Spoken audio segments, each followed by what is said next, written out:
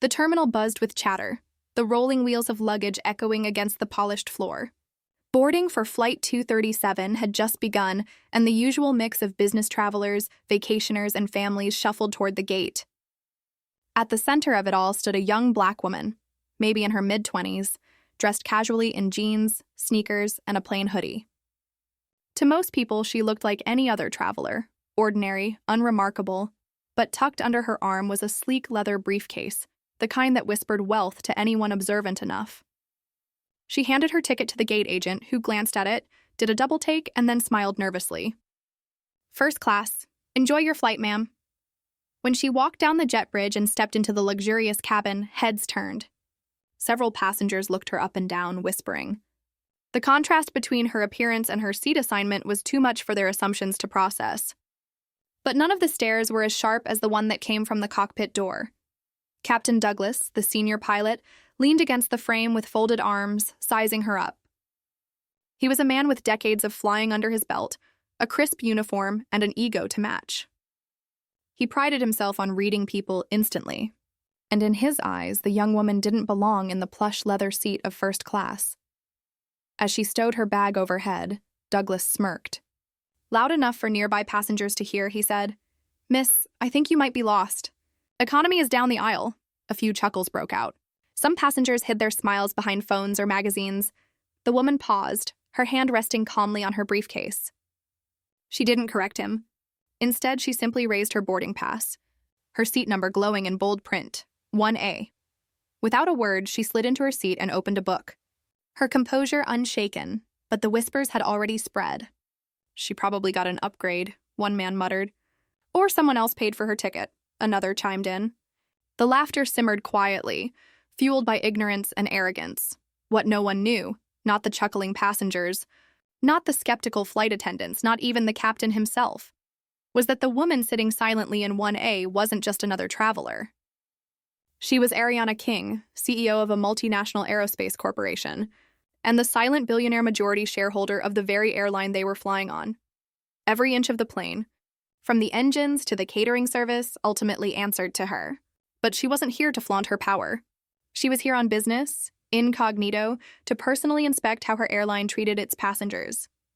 And in the next few hours, the captain's arrogance would be exposed in a way he could never have imagined. The cabin crew finished seating passengers, and the jet doors closed with a solid thud. Ariana King sat silently in 1A, her posture relaxed, eyes still fixed on her book. She ignored the curious stares, the whispering voices, the sidelong glances from passengers who couldn't reconcile her plain hoodie with the luxury of first class. But Captain Douglas wasn't finished. As he made his standard welcome announcement over the intercom, his voice carried a smug undertone. "Welcome aboard Flight 237 to New York. To those of you in first class, we hope you enjoy the premium experience you've earned." The word earned lingered with a pointed sharpness, as though meant for one person. Ariana didn't flinch. Minutes later, he strolled through the first-class cabin before takeoff, greeting his distinguished passengers. When he reached her row, he paused. "Miss," he said, his voice dipped in condescension. "These seats are quite expensive. You sure you're in the right place?" Ariana looked up from her book, her gaze steady but calm. "I'm exactly where I'm supposed to be," she replied. Douglas smirked. "Well, enjoy it while it lasts." The surrounding passengers chuckled again, emboldened by the captain's tone. A man across the aisle leaned toward her. "Don't mind him, sweetheart. First class is a big step up from coach." "Just soak it in." Ariana said nothing. Her silence unnerved him more than a sharp retort ever could. The flight attendants weren't much better. Though professionally trained to treat passengers with courtesy, they exchanged subtle glances as they offered Ariana champagne and warm towels. Their smiles were tight, almost forced, as if they were questioning her presence as much as their captain was. By the time the plane leveled at cruising altitude, the tension in the cabin was thick.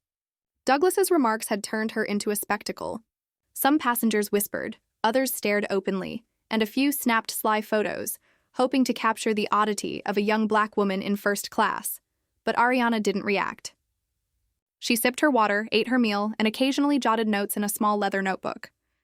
Every movement was precise, deliberate, a picture of discipline. What no one realized was that the notebook contained more than casual scribbles. She was writing down observations, how the crew treated her, the exact words Douglas had used, the behavior of the passengers emboldened by his arrogance. Every detail would matter later. Hours passed, and the tension refused to die down. Douglas returned once during the flight, this time under the guise of checking on passengers. When he reached her row again, he leaned in slightly, lowering his voice. "You know, I've seen this before," he said. "Young people buying one-way luxury tickets just to show off. But first class isn't a place for imposters. Don't make trouble for yourself." The words were meant as intimidation. But Ariana's response was chilling in its calmness. She closed her notebook slowly, looked him directly in the eyes, and said, "I don't need to prove myself to you, Captain. Focus on flying the plane." Something in her tone made him straighten.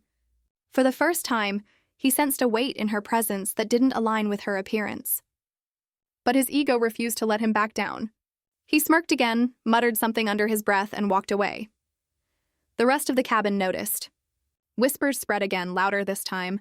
Some passengers snickered, others frowned, and a few began recording discreetly. A line had been crossed, and everyone knew it. Ariana leaned back in her seat, her composure unbroken. She wasn't here to win their approval. She was here to observe. And unbeknownst to them, every dismissive glance, every chuckle, every word from the captain was stacking up into a moment that would flip their world upside down. Because when the plane touched down in New York, the truth would come out. And the man who had mocked her in front of dozens of witnesses would discover that the ordinary girl in a hoodie was the woman who signed his paychecks, owned his plane, and had the power to end his career with a single phone call. The whispers of mockery were only the beginning. Soon the cabin would fall into the kind of silence that only raw truth can create. The wheels screeched against the tarmac, and Flight 237 taxied smoothly toward the gate. Passengers stirred, gathering their belongings, eager to disembark. The buzz of chatter returned, but within first class, a strange tension lingered. Everyone had witnessed the pilot's arrogance. Everyone had seen the woman in 1A endure it without flinching. Captain Douglas made his landing announcement, voice booming over the intercom. "Ladies and gentlemen, welcome to New York. On behalf of your flight crew, we thank you for flying with us. To our distinguished first-class passengers, thank you for choosing luxury with us today." The word distinguished landed like another jab, aimed squarely at Ariana. As the seatbelt light blinked off, Douglas emerged from the cockpit once again. He strode confidently into the first-class cabin, intent on having the last word. "Well," he said loudly so nearby passengers could hear, "I trust your little adventure in first class went smoothly. Hopefully you enjoyed pretending to fit in." Snickers rose from a few passengers. Phones discreetly tilted upward again. The humiliation, it seemed, would end with one final flourish from the captain himself. But Ariana had been waiting for this moment. She stood, calmly collecting her notebook and briefcase. Her presence shifted instantly, no longer the quiet traveler, but someone who radiated authority. When she spoke, her voice carried the kind of weight that silenced even the whispers. "I'm not here to pretend," she said evenly. "I'm here because I belong.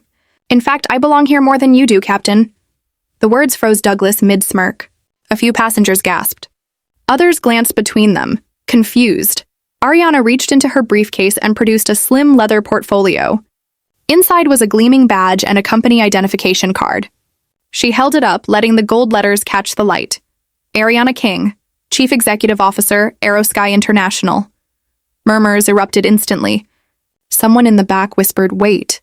That's the parent company of this airline?" "Yes," Ariana said, her tone calm but razor sharp. "I own the controlling shares of Aerosky, which makes me your employer, Captain. Every plane you fly, every uniform you wear, every paycheck you collect, it all comes from this company. And today you've shown me exactly how you treat passengers you think don't belong." The silence was deafening. Douglas's face drained of color. His mouth opened, but no words came out. His arrogance, his bravado, everything he had wielded against her collapsed in an instant.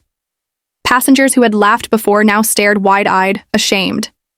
The flight attendants froze, realizing their dismissive glances had not gone unnoticed. Ariana continued, her voice steady, professional. "I boarded this flight incognito for a reason. To see how first-class passengers are treated when no one knows who they are. What I saw was arrogance, disrespect, and bias. Not just from you, but from the tone you set for this entire cabin. She snapped the portfolio shut, her movements precise. This isn't about me. It's about every traveler who pays for a seat and deserves dignity regardless of their appearance.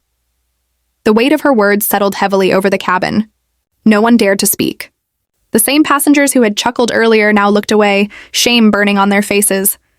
A few reached quietly to stop their recordings, realizing the narrative had flipped. Ariana turned her gaze back to Douglas. Her eyes were steady, unblinking. You wanted to humiliate me in front of witnesses. Now you've humiliated yourself. And these same witnesses will remember which one of us carried themselves with professionalism today. Douglas swallowed hard. Ma'am, I didn't realize that's the problem, Ariana cut in. You didn't care to realize. You judged before you asked. You assumed before you respected. And now the entire cabin has seen who you really are. Her words weren't loud, but they hit harder than any shout. Douglas stood stiff, unable to recover, trapped in the silence of his own undoing. Ariana picked up her briefcase, adjusted her hoodie, and stepped calmly into the aisle. The passengers parted instinctively, creating a clear path for her to exit. No one dared block her way. As she passed, a man who had laughed earlier whispered, I'm sorry. She didn't stop. She didn't acknowledge it. Her silence was sharper than any response.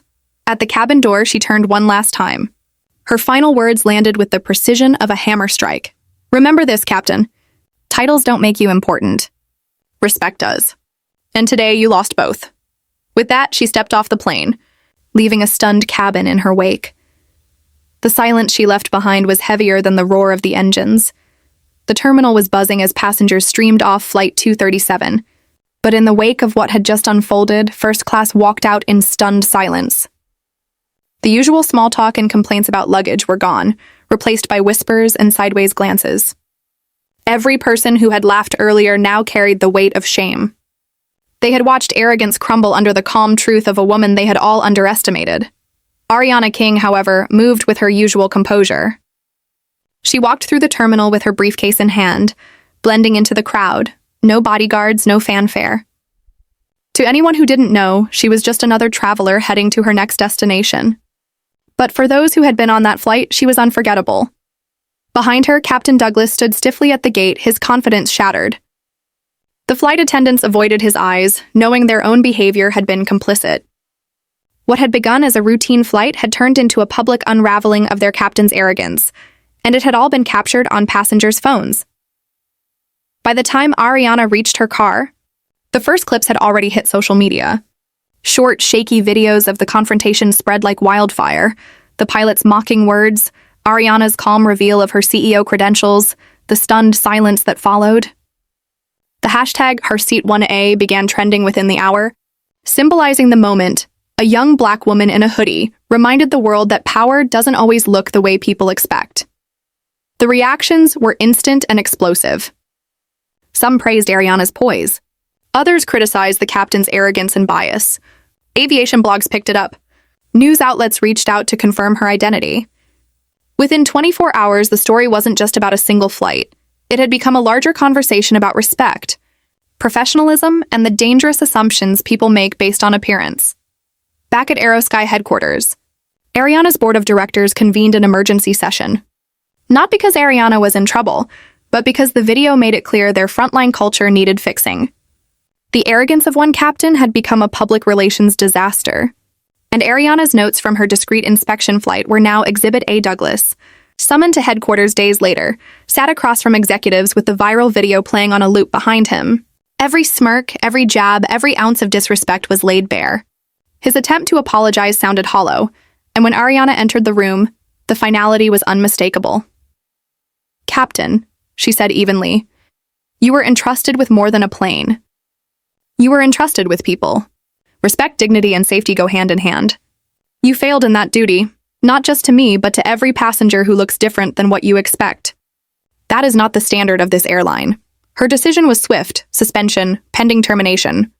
The airline released a public statement emphasizing its commitment to respect and equality, while Ariana herself declined interviews. She didn't need headlines. The lesson had already been delivered. Meanwhile, the passengers from first class carried their own reflections. Some admitted openly on social media that they had judged her unfairly. One wrote, "I laughed along with the captain. I thought she didn't belong. Turns out she owned the plane. I'll never forget that humiliation. It was mine, not hers." But Ariana didn't gloat. She never posted, never bragged, never gave interviews. She simply returned to her work, expanding her aerospace empire, funding scholarships for underrepresented youth, and leading projects that would define the future of aviation. To her, the flight was not about revenge. It was about truth, about revealing how fragile arrogance becomes when faced with quiet, undeniable authority. Weeks later, a new crew boarded a flight where Ariana was again seated in 1A, this time greeted with genuine respect. The staff didn't know if she was undercover again or if she was traveling openly as their CEO, but they didn't risk assuming. The lesson had spread, and for Ariana King, that was enough. Because she knew something that Captain Douglas, and everyone else who mocked her, had forgotten. True power doesn't announce itself with uniforms or titles. It walks quietly, carries itself with dignity, and speaks only when it must. Respect isn't about where you sit on a plane. It's about how you treat the people sitting beside you. And sometimes the quietest passenger is the one who owns the sky.